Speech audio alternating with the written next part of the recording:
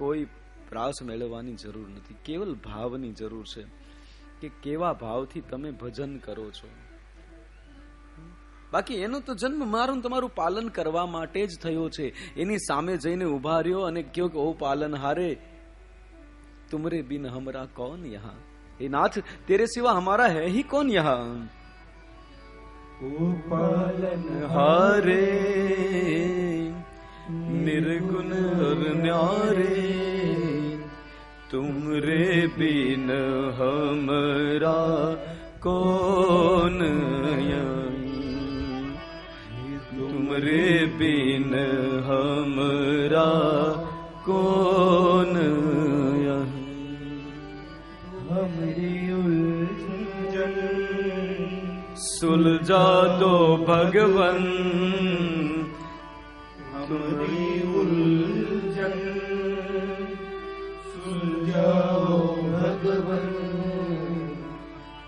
तुमरे बिन हमरा कौन यहाँ, तुमरे बिन हमरा कौन. મહારાજ આપના સિવાય અમારું છે કોણ. પ્રહલાદજી મહારાજ બહુ સરસ કહે કે મહારાજ હું કેવા શબ્દ વાપરું, મને કંઈ ના આવડે, બસ હું તને વંદન કરું છું. પ્રહલાદજી મહારાજે પ્રાર્થના કરી, ભગવાન પ્રસન્ન થયા. કહ્યું પ્રહલાદ ભદ્રમ ભદ્રમ તે પ્રીતોહમ તે સુરોત્તમ. हे प्रहलाद भद्रम भद्रम ते प्रीतोहम ते सुरोत्तम. भद्र माने कल्याण. हे प्रहलाद तारू कल्याण थाओ. बे वार कह્યું प्रहलाद भद्रम भद्रम ते प्रीतोहम ते सुरोत्तम. भद्र माने कल्याण. देखो आपके यहाँ पंडित जी आते हैं पूजा कराने के लिए, हाँ, तो पहले आपको टीका लगाते हैं. तो टीका लगाते वक्त मंत्र क्या बोलते हैं? स्वस्ति मंत्र बोलते ना, कि स्वस्ति ना इंद्रो व्रतश्रवाः स्वस्ति ना पोखा विश्ववेदाः, ये मंत्र बोलते हैं. फिर वो किस लिए होता है? तिलक आपका अभिवादन करते हैं. देखो आमतौर से ये होता है कि हमें पंडितों की पूजा करनी चाहिए, पर क्या हुआ, हमने पूजा रखी तो पंडित जी आए और उन्होंने हमारी पूजा कर दी पहले. क्यों? इसलिए कि इस कलयुग में पूजा का विचार आना ये भी बड़ी बात है. तो वो विचार के जो केंद्र बिंदु होते हैं उसका अभिवादन करते हैं, ना कि आपको तिलक इसलिए नहीं किया जाता कि आप यजमान बने हो. हा? तिलक इसलिए होता है कि आपका अभिवादन किया जाता है कि चलो एटलीस्ट आपने आपकी लाइफ से एक सिंगल डे तो निकाला ठाकुर जी के लिए. ज्यादा तो नहीं, but at least only a day. वैसे रोज सिक्योर रखनी चाहिए ठाकुर जी के लिए दिन. हाँ, दशांश की पद्धति बताइए हमारे धर्म के अंदर.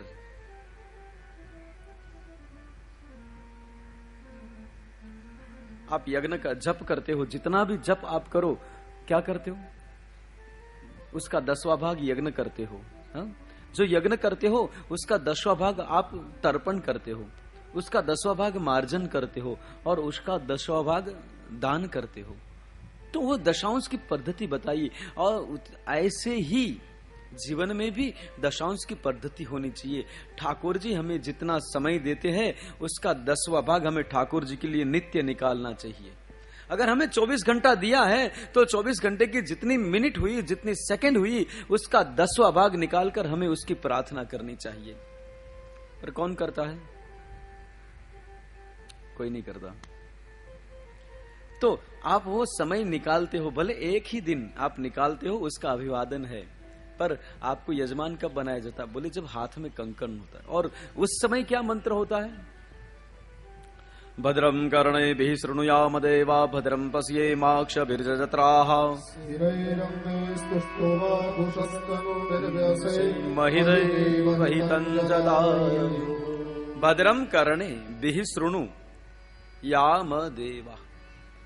भद्रम कर्णी मतलब आपके कल्याणकारी कर्णों से हम जो भी ठाकुर जी का आज पूरा दिन आपके यहाँ नाम ले, वो आप श्रवण कीजिए और आपका कल्याण हो. भद्र माने कल्याण.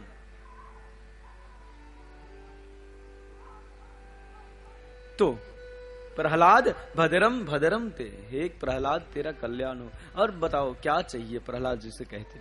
प्रहलाद जी कहते, बाबा जो मांगे वो भक्त नहीं होता, तो हमें कुछ नहीं चाहिए, इतना कुछ दिया है आपने, अब और क्या मांगू मैं। आप तीनों जहां के माली तेरा ही आसरा है, राजी है हम उसी में जिसमें तेरी रजा है। ए नाथ आप जैसे रखो उसमें ही हमें रहना है, तो हमें कुछ चाहिए नहीं, मारे कहीं ज जोतू નથી। ભગવાન કહેવા લાગ્યા, પ્રહલાદ હું વરદાન આપવા વાળો છું, તું કંઈક માગી લે। પ્રહલાદ ના પાડે। ભગવાને બાય ફોર્સ કહ્યું કે તારે કંઈક લેવું જ પડશે। કહ્યું ઠીક છે, ઠાકોરજી કંઈક આપવા જ માંગતા હો તો એક કામ કરો, તમે હમણાં જેને મારી નાખ્યા એ મારા પિતા છે ને, હા એને સારી ગતિ આપો। કહ્યું પ્રહલાદ કેવી વાત કરે છે, જેના ઘરે તારા જેવી સંતાન થાય એની અધોગતિ હોય જ નહીં, એની તો સદગતિ જ હોય। જો મેં એને પહેલેથી જ ગતિ આપી દીધી, પણ હા પ્રહલાદ હું તને વચન આપું છું કે તારા વંશની અંદર કદાચ ગમે એવા રાક્ષસો ઉત્પન્ન થશે, પણ હું ક્યારેય એને મારીશ નહીં, કારણ એ તારા વંશમાં ઉત્પન્ન થશે એટલે। હા હું એને દંડ ચોક્કસ આપીશ, પણ ક્યારેય હું એને મારીશ નહીં। અને એ પછી પ્રહલાદજીના વંશની અંદર ઘણા બધા અસુરો થયા છે, વિરોચન, બાણાસુર, બલિ મહારાજ, આવા ઘણા બધા થયા છે, પણ ઠાકોરજીએ ક્યારેય કોઈને માર્યા નથી। દંડ ચોક્કસ આપ્યો, પણ ક્યારેય કોઈને માર્યા નથી। તો એ કથા મને તમને બતાવે કે વંશમાં, આપણા વંશમાં અથવા તો આપણે જે વંશમાં જન્મ લીધો છે એના અંદર પણ જો કોઈ આવા થયા હોય તો એના બેનિફિટ્સ બહુ વધારે હોય છે। ઉમરગામથી મારે ગુજરાતી મહિલા મંડળના પ્રમુખ નૈનાબેન પધાર્યા છે, તો આપણે બધા એનું હા આ બધા બહુ જૂના ભાઈ નંદુભાઈ, મારી શરૂઆતના માણસો બધા 15 વર્ષ પહેલાના, જયારે મેં શરૂઆત કરી હતી। જૂના માણસો મળે તો આનંદ થાય। ધન્યવાદ પધારો। તો પ્રહલાદજી મહારાજ એને ઠાકોરજી કહ્યું કે પ્રહલાદ તારા વંશમાં હું કોઈની હત્યા, કોઈને મારીશ નહીં, કોઈનો વધ નહીં કરું। ત્યારબાદ તો પ્રહલાદજી મહારાજ ઘણું બધું રાજ્ય કર્યું, અને પ્રહલાદજીના ચરિત્રમાં અંતમાં પ્રહલાદજી દ્વારા જ એક જ્ઞાન ચર્ચાની વિષય આવ્યો છે। પ્રહલાદજીએ 4 જે આપણા આશ્રમો છે એના વિષયમાં ચર્ચા થઈ છે પ્રહલાદજીની। ગૃહસ્થ અને સંન્યાસ આ બંને ધર્મની ચર્ચા કરી, સ્ત્રી ધર્મના નિરૂપણની પણ ત્યાં વાત થઈ છે। ગૃહસ્થના નિયમો બતાવ્યા કે ગૃહસ્થમાં કેમ જીવવું જોઈએ, સંન્યાસના નિયમ બતાવ્યા કે સંન્યાસમાં કેમ જીવવું જોઈએ। અને ગૃહસ્થી માટે એવું કહ્યું છે કે માણસ 100% વફાદાર રહી અને ગૃહસ્થીમાં નિયમોનું પાલન કરે તો પ્રભુ એને ગૃહસ્થીમાં જ મળે, તો સંન્યાસી થવાની કોઈ જરૂર નથી। પણ 100% જો એનું પાલન કરવામાં આવે તો। અને આમ પણ સાહેબ, આમ તો ગ્રહસ્થ બનીને રહેવું એ જ બહુ મોટી વાત છે। સંન્યાસી થઈ અને જંગલમાં ઝૂંપડી બાંધીને રહેવું બહુ સહેલું છે, પણ અહીંયા આ બધી માથાકૂટોની વચ્ચે જીવવું ને એ બહુ કઠિન છે।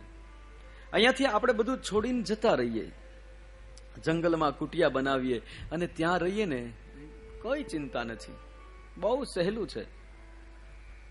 હરદ્વાર જઈએ, ગંગાના કિનારે રહેવા મળીએ, બદ્રિકાશ્રમ જઈએ, બદ્રીનાથમાં ત્યાં રહીએ, હિમાલય પર જઈને રહેવા મળીએ, સંન્યાસ લઈને, બહુ સહેલું છે। પણ સંસારમાં રહીને પ્રભુનું ભજન કરવું ને એ બહુ કઠિન છે, ખૂબ જ કઠિન છે। અને છતાં જે જીવ કરે ને ઈશ્વર એને બહુ પ્રેમ કરે છે। એ ભલે ભગવાનને પ્રેમ કરતો હોય કે ન કરતો હોય, પણ ભગવાન એને પ્રેમ કરે છે।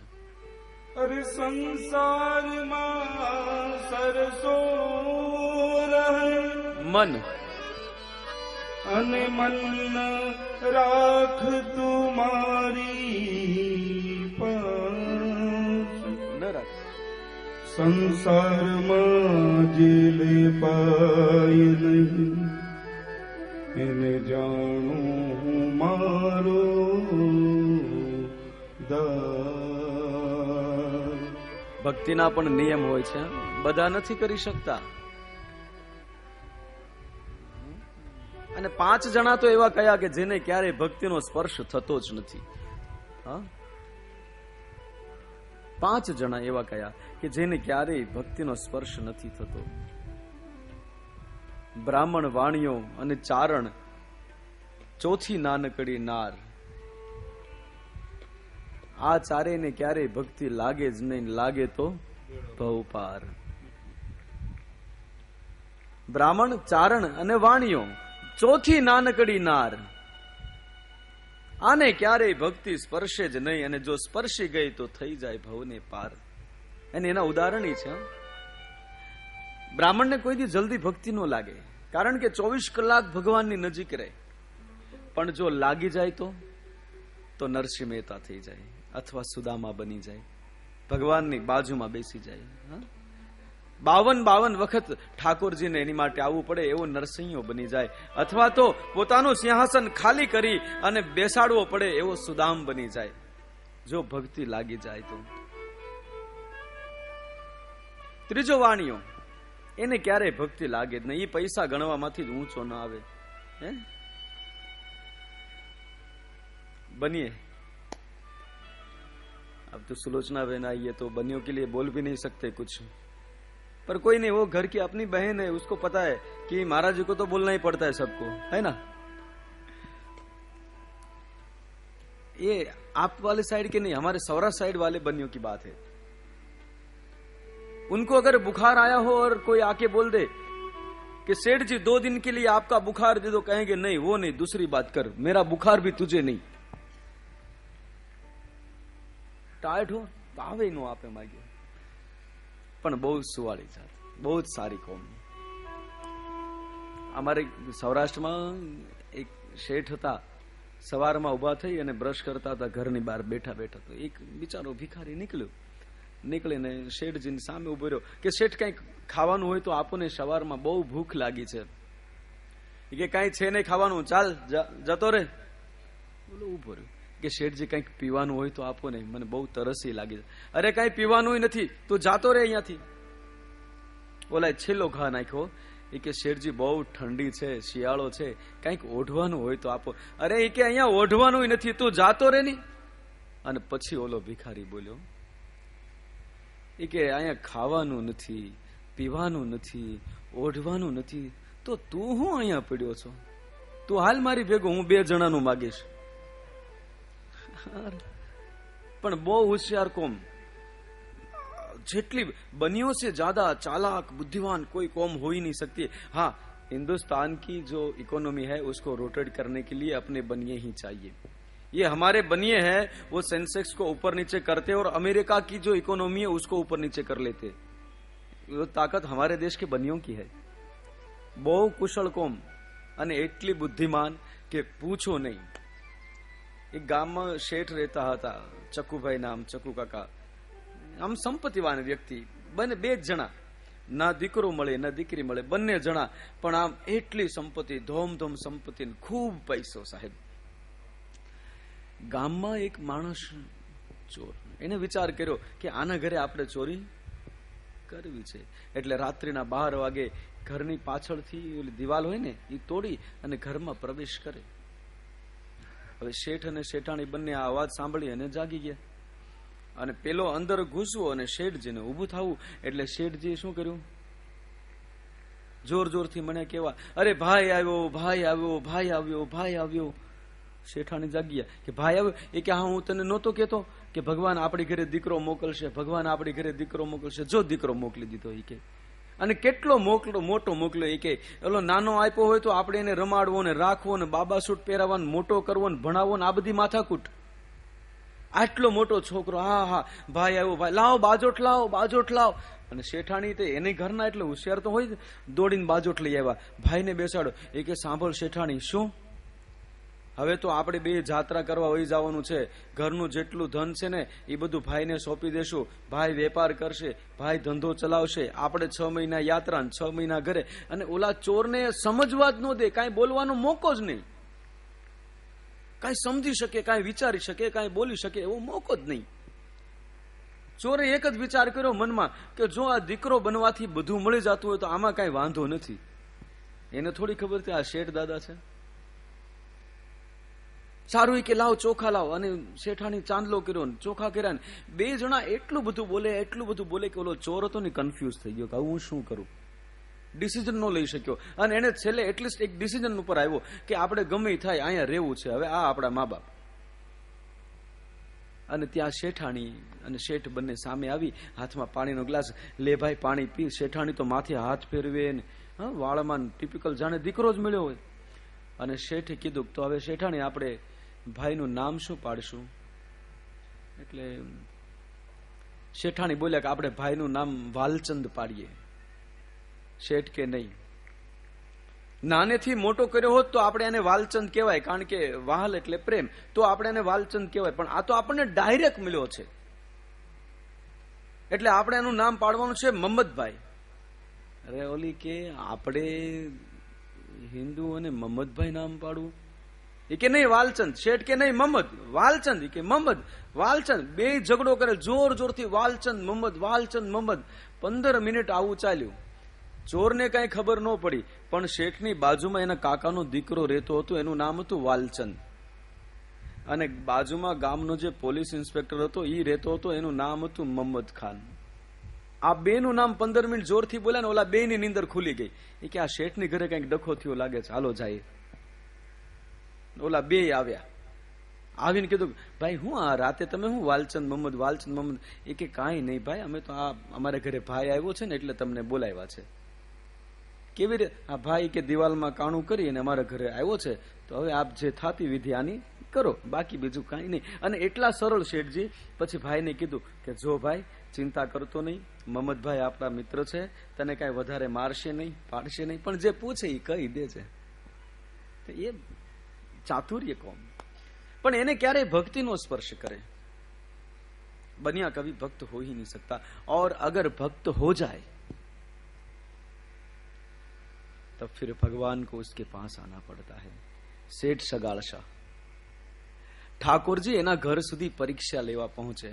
અથવા તો સૌરાષ્ટ્રમાં અતિ પ્રચલિત એવું રામાપીરજી એની વાત કરી. અને ચોથી નાનકડી નાર, एकदम कम आयु वाली कोई भी स्त्री होती, उसे भक्ति स्पर्श नहीं, उसको तो और ये सहज है. આવું જાવું, ખાવું પીવું, પીઝા બર્ગર ને પિક્ચર, આ 3 વસ્તુમાં રસ હોય.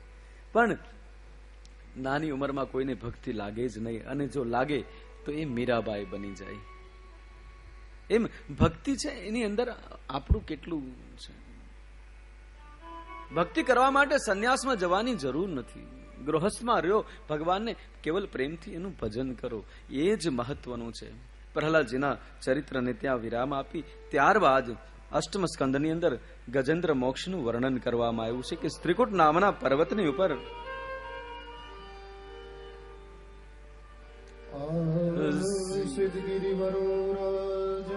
સ્ત્રીકૂટ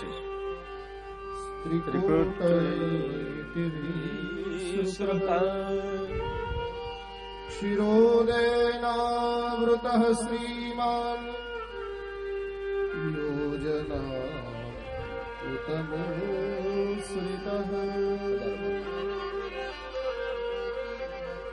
મહારાજ પ્રશ્ન થયો કે મહારાજ શું દરેક વખતે ભગવાન પોતાના ભક્તો માટે, માનવીઓ માટે જ આવ્યા છે? શું ક્યારેય કોઈ પશુ માટે ભગવાને અવતાર લીધો છે? અથવા તો કહે મને હરિ અવતારની કથા કહો. અને એના જવાબમાં કહ્યું અસિત ગિરિવરો રાજન સ્ત્રીકૂટ ઇતિ વિશ્રુતઃ.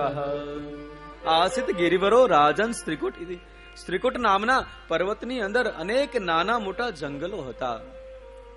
એમાં એક સુંદર મજાનું જળાશય હતું અને એક સુંદર મજાનો મોટો પર્વત હતો જે 10,000 યોજન પહોળો અને 10,000 યોજન લાંબો આવો એક પર્વત હતો. એના અંદર અનેક પ્રકારના નાના નાના જંગલ અને પર્વતો રહેલા હતા.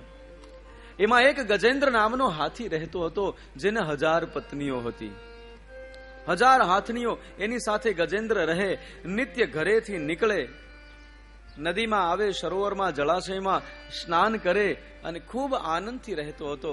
અને ગજેન્દ્રને એવું હતું કે મારા ઉપર જ્યારે ક્યારેય મુશ્કેલી પડશે ને ત્યારે આ મારા પરિવાર જે છે, મારી 1000 પત્નીઓ છે, મારા જે બાળકો છે એ મને બચાવશે. એવામાં એક દિવસ ઘટના ઘટી. ગજેન્દ્ર પોતાની પત્નીઓને લઈ અને સ્નાન કરવા માટે આવ્યો અને અચાનક ગજેન્દ્રનો પગ ઝૂડે એટલે કે મગરે એનો પગ પકડ્યો. ગજેન્દ્રએ ખૂબ કોશિશ કરી પણ એ મુક્ત ન કરાવી શક્યો. પાણીની અંદર જવા લાગ્યો. એની 1000 પત્નીઓએ કોશિશ કરી છતાં ગજેન્દ્ર એટલે હાથી. હાથી આમ તો બહુ બળશાળી પ્રાણી, પણ એ સ્થળચર છે, જલચર नहीं. पानी में उसका दम नहीं, जमीन पे हाथी से मजबूत कोई नहीं, पर जलाशय के अंदर तो अगर आप भी ऐसे पकड़ के चले जाओ तो खींच के आ जाए हाथी. हाँ, कारण એ પૃથ્વીનું પ્રાણી છે, પાણીનું નહીં. પછી તો ગજેન્દ્રની સાથે એની પત્નીઓ પણ અંદર જવા લાગી એટલે બધાએ છોડી દીધો અને કિનારે આવીને ઊભી રહી ગઈ અને પછી જોવા લાગી કે હવે શું થાય છે. ગજેન્દ્ર બધાની સામું જોવે છે અને ખૂબ નિરાશ થયો. એને ખૂબ ભરોસો હતો, ખૂબ વિશ્વાસ હતો કે મારા જીવનમાં જ્યારે પણ મુશ્કેલી આવશે ત્યારે આ બધા મને કામ આવશે. મારી 1000 પત્નીઓ, મારા બાળકો, મારા સંબંધીઓ બધા જ કામ આવશે. પણ કોઈ સાથે ઊભું ન રહ્યું. આપણું પણ બધું એવું જ છે. આપણને પણ ખૂબ ભરોસો હોય કે જીવનમાં તકલીફ આવશે તો આપણા ઘરના આ ઉભા રહેશે, પેલા ઉભા રહેશે, આ ઉભા રહેશે. પણ જ્યારે બધા મદદ ચોક્કસ કરે, પણ ક્યાં સુધી? કોઈને બિઝનેસમાં લોસ જાય તો બીજા મદદ કરે, પણ ક્યાં સુધી કરે? જ્યાં સુધી પોતાને તકલીફ ન થાય ત્યાં સુધી. જેવી પોતાને તકલીફ થશે ને ખસી જશે.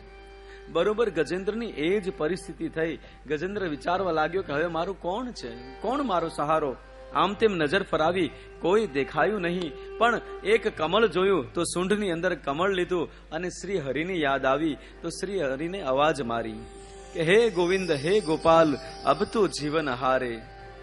હે ગોવિંદ, હે ગોપાલ, અબ તો જીવન હારે. હે ગોવિંદ, હે ગોપાલ, અબ તો જીવન હારે. હે ગોવિંદ, હે ગોપાલ, અબ તો જીવન હારે. હે ગોવિંદ, હે ગોપાલ, અબ તો જીવન હારે. ગોવિંદ રાખો શરણ, અબ તો જીવન હારે. હે ગોવિંદ રાખો શરણ, અબ તો જીવન હારે. હે ગોવિંદ ગોપાલ, અબ તો જીવન હારે. હે ગોવિંદ, હે ગોપાલ, અબ તો જીવન હારે. હે ગોવિંદ રાખો શરણ, અબ તો જીવન હારે. હે ગોવિંદ રાખો શરણ, सब गाइए साथ में. તો જીવન હારે.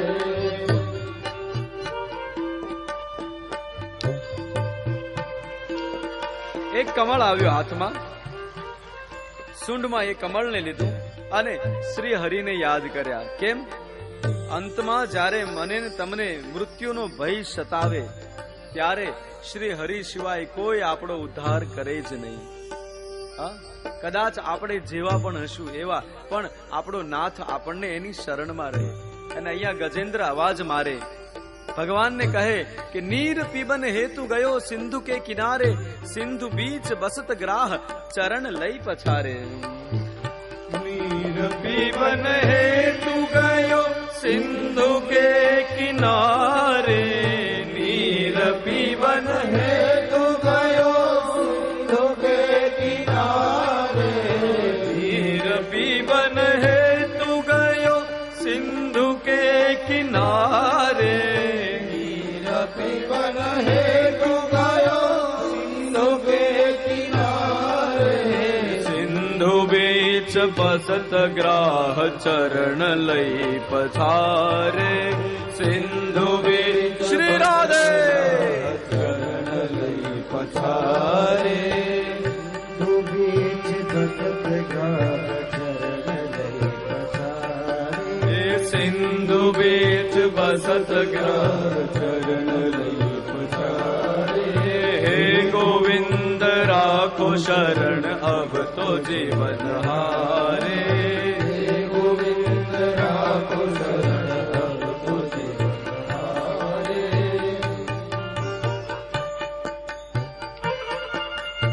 નીર પીવન હેતુ ગયો સિંધુ કે કિનારે, સિંધુ બીચ બસત ગ્રાહ ચરણ લઈ પછારે.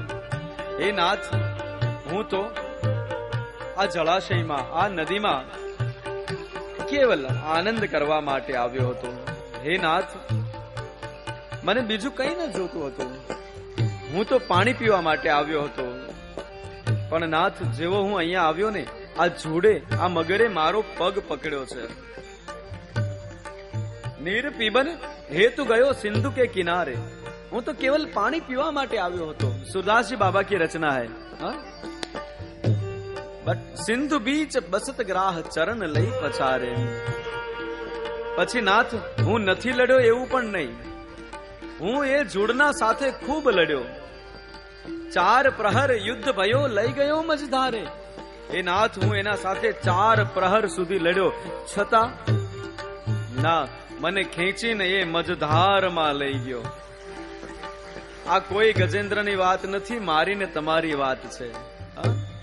ये आपकी और मेरी बात है साहब.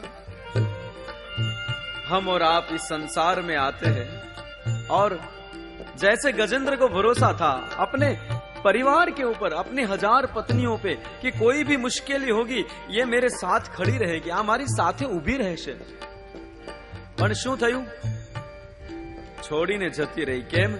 બોલે, જો એ ગજેન્દ્રને બચાવવા જાય તો સાથે પોતે પણ મરી જાય.